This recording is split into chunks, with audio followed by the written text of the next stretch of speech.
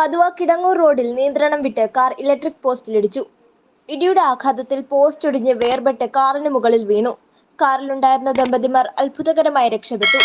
ചൊവ്വാഴ്ച രാത്രി 10 മണിയോടെ കിടങ്ങൂർ ഭാഗത്തേക്ക് പോകുകയായിരുന്ന കാറാണ് നിയന്ത്രണം വിട്ട് പോസ്റ്റിലിടിച്ചത്. ഇടിയുടെ ആഘാതത്തിൽ കാർ പൂർണ്ണമായും തകർന്ന നിലയിലാണ്. ഇത്രയും ശക്തമായി കാർ ഇടിച്ചിട്ടും എയർബാഗ് പൊട്ടിയില്ല. ഇടിയുടെ ആഘാതത്തിൽ ഹൈ വോൾട്ടേജ് കമ്പികൾ ഉൾപ്പെടെ കാറിന് മുകളിൽ വീണെങ്കിലും കരണ്ട് പോയത് ജീവൻ രക്ഷയായി മാറി.